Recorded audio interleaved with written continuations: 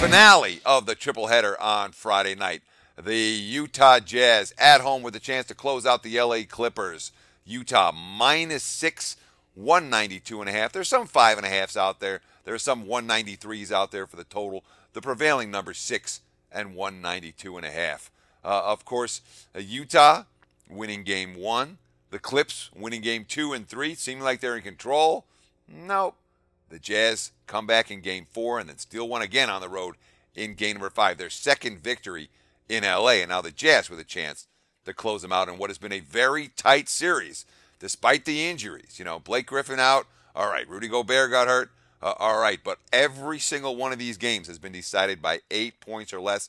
Every one of them could have gone either way in the fourth quarter. So here's my question for you, Drew. Where do the Clippers go to find offense? I mean, the good from game 5, they had Paul, Redick, and Jordan all shoot particularly well. However, the rest of the Clippers, 6 of 30 from the floor. Everyone else on the team combined for only 24 points, and much of that has to do with the fact that they got virtually nothing off their bench. Nothing at all, Teddy, and that's the big issue in this matchup. Take a look at these stats. The bench minutes were close, but the bench production wasn't. When you stack up the Clippers bench against the Utah bench, it's about the same minutes. It's just the points. Utah almost double or more than doubles them. So that's the huge difference. And also, 2 games without Griffin, 1 on each court. Utah points per 100 possessions, 109 to the Clippers 103, and the rebound percentage also favoring Utah. So those 2 stats, big factors in this matchup.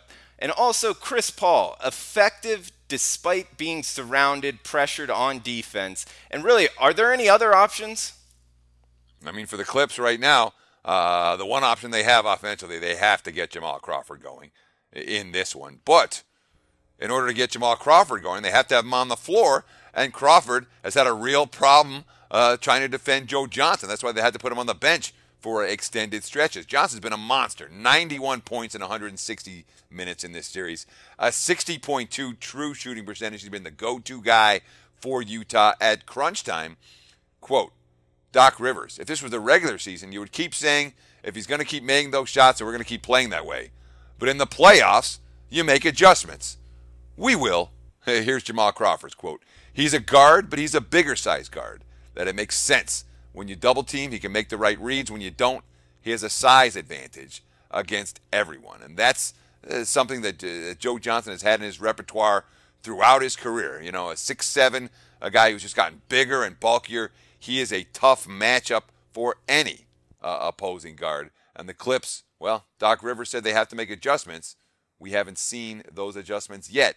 That being said, in this series, hard to lay points, especially 5.5, 6 points, in a series where every single game has been very competitive. Hey guys, for the full video, go to sbrpicks.com. Hey guys, thanks for tuning in to our channel. Now, we've put a lot of work into producing all these free videos, so please help us out and keep all our content free for you forever by simply liking, sharing, commenting, and subscribing. Now, not to mention, a visit to our industry-leading website will warm the hearts of all our SBR employees, especially myself. Now, the links are over there to the left, so do check those out. Thanks for watching.